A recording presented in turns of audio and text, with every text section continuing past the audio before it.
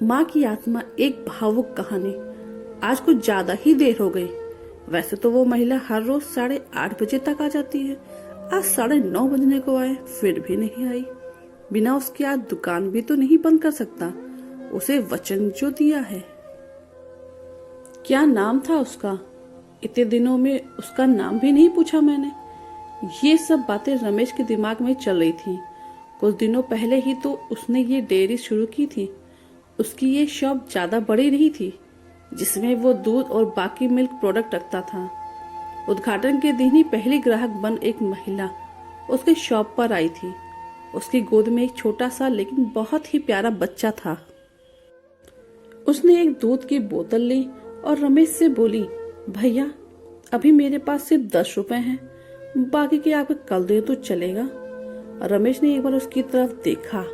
गरीब थी बेचारी, गले में मंगलसूत्र नहीं, माथे पर सिंदूर नहीं, शायद पति मर गया होगा बेचारी का। रमेश ने अंदाजा लगाया। पुरानी मैली साड़ी को कई जगह रफू किया हुआ था, माथे से पसीने की बूंदें बह रही थी। कोई बात नहीं बहन, कल पैसे ना हो तो भी चलेगा, जब आपके पास होंगे तब दे देना। फिर वह महिला वहां से चली गई। अगले दिन वह महिला पैसे लेकर डेयरी पे आई और पैसे रमेश को देने लगी। रमेश ने पैसे लेने से मना किया और बोला, नहीं बहन, मैं ये पैसे नहीं ले सकता, क्योंकि कल आपने मेरी बोहनी की थी और कल मुझे 2000 का फायदा हुआ था। फिर उसकी नजर उस मासूम बच्चे पर गई, जिसके मैले चेहरे पर एक निष्पाप हंसी थी और अभी अभी आए 2 दांत उस हंसी को 4 चांद लगा रहे थे। रमेश ने उस महिला की तरफ देखा और बोला, कोई बात नहीं बहन, आप मुझे बाद में पैसे दे देना। बड़े समाधान के साथ महिला ने रमेश की तरफ देखा और बोली, भैया मैं जरूर आपको कल पैसे दे दूंगी। यही पास में ही उस दूसरी गली में छोटा सा घर है, वही रहती हूँ मैं। रमेश मुस्कुराते हुए बोला, आप मेरे लिए बहुत लकी साबित हुई, इसलिए यह पैसे मैं नहीं ले सकता।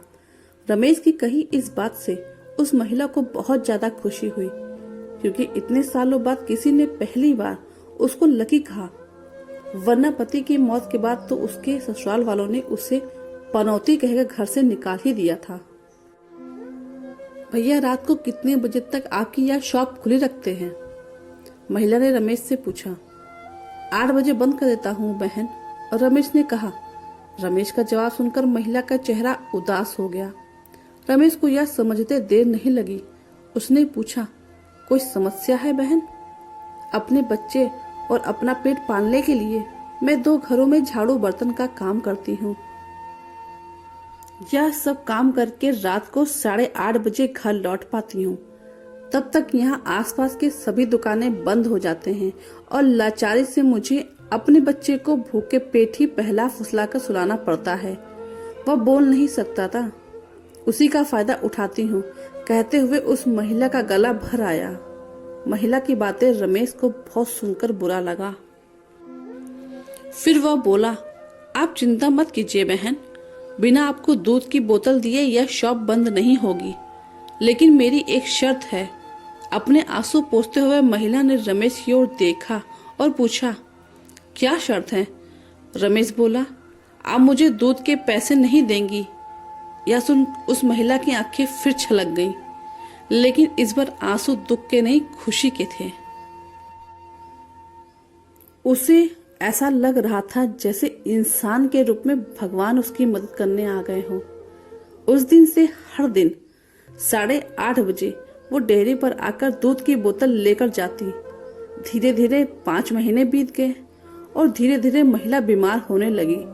ज्यादा काम और चिंता की वजह से उसका शरीर दिन पर दिन सूखता जा रहा था।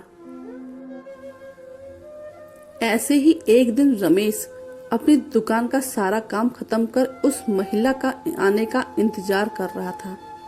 9:30 बजे वो महिला आई। आज उसका चेहरा कुछ ज्यादा ही बेजार नजर आ रहा था। बीमारी के कारण आंखों के नीचे काले घेरे और ज्यादा बड़े हुए नजर आ रहे थे। रमेश ने तुरंत फ्रिज खोलकर दूध की बोतल निकाल उसे दी। फ्रिज बंद करने के लिए रमेश मुड़ते हुए बोला, बहन आज कुछ ज्यादा ही देर कर दी। वो घूमा तब तक वो महिला दूध की बोतल लेकर जा चुकी थी। उसने सोचा आज ज्यादा देर हो गई, इसलिए वो जल्दी चली गई होगी। बेचारी का बच्चा रोता होगा भूख से। रमेश दुकान बंद की और घर चला गया। अगले दिन ठीक 8 बजे वो महिला शॉप पर आई और आकर बिना कुछ बोले खड़ी हो गई।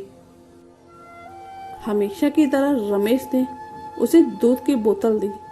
कोई चीज नीचे गिरी तो उसे उठाने के लिए रमेश नीचे झुका। वो चीज उठाई और सामने देखा तो वो महिला वहां नहीं थी। रमेश को आज पता नहीं क्यों उस महिला में काफी बदलाव नजर आया था।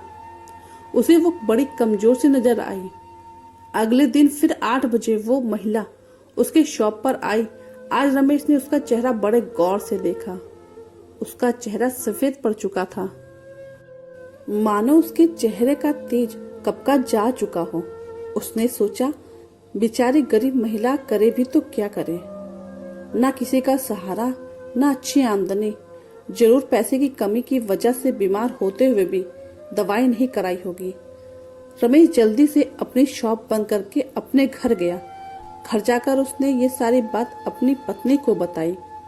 उसकी पत्नी भी उसकी ही तरह भले स्वभाव की थी। उसे भी उस महिला की परिस्थिति पर दुख हुआ। वो रमेश से बोली, ऐसा करते हैं कल उस महिला के घर चलते हैं और उसे किसी अच्छे डॉक्टर को दिखा आते हैं। रमेश को अपनी पत्नी की बात सुनकर उस पर गर्व हुआ, क्योंकि उसके विचार भी उसी की तरह दूसरों के प्रति परोपकार के थे। अगले दिन सुबह दोनों उस महिला के घर जाने के तैयार होने लगे। रमेश को उसका पता ठीक से याद था। जब वे उस छोटी सी गली में पहुंचे तब वहां एक छोटा सा मकान था, जिसके आसपास दूर दूर तक और किसी का मकान नहीं था। जैसे जैसे वह उस मकान की तरफ बढ़ते जा रहे थे, वहां एक बदबू तेज होती जा रही थी।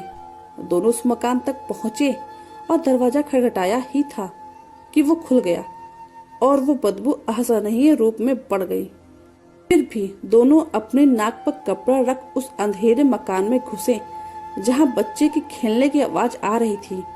रमेश ने किसी तरह स्विच ढूंढकर मकान की लाइट जलाई और सामने जो दृश्य दोनों ने देखा और देखकर दोनों की आंखें फटी की फटी रह गईं। उस कमरे में उस मासूम बच्ची की माँ मरी हुई थी। उसे देखकर लग रहा था कि वह 3-4 दिन पहले ही उसका देह त्याग चुकी है, क्योंकि धीरे धीरे उसका शरीर सड़ने लगा था। निर्जीव पड़े उस शरीर की आंखें देखकर लग रहा था जैसे रो रो कर सूख चुकी हों। निर्जीव होते हुए भी उस महिला की दोनों आंखें अपने बेटे को ही देख रही थी। उसका बच्चा भी अपनी माँ की आंखों में देखकर खेल रहा था, जैसे उसे लग रहा हो कि उसकी माँ उसके साथ खेल रही है और उसका पूरा ध्यान उसी पर है। वहीं पास में ही दूध की 3-4 खाली बोतलें पड़ी हुई थीं। यह दृश्य देखकर रमेश और उसकी बीवी दोनों अचंभित रह गए। दोनों के रोंगटे खड़े हो गए। रमेश को अभी भी विश्वास नहीं हो रहा था कि एक मरी हुई माँ अपने बच्चे के लिए उसके पास से दूध लेकर जाती थी। रमेश ने और उसकी बीवी ने उस महिला का विधिवत अंतिम संस्कार किया और उस बच्चे को रमेश ने अपनी बीवी के हाथों में रखा। उसने भी उस बच्चे को बड़े प्यार से लिया और दोनों ने इस बच्चे को गोद ले लिया। रमेश को अपनी पूरी जिंदगी यह ध्यान रहा कि उस बच्चे की माँ अभी भी उसके साथ है और उस पर नजर रखे हुए है। तो दोस्तों, कैसे लगी ये कहानी? आपको अच्छी लगी तो चैनल को लाइक और सब्सक्राइब करिएगा और कमेंट करके जरूर बताइए किस किस के साथ ऐसा हुआ है।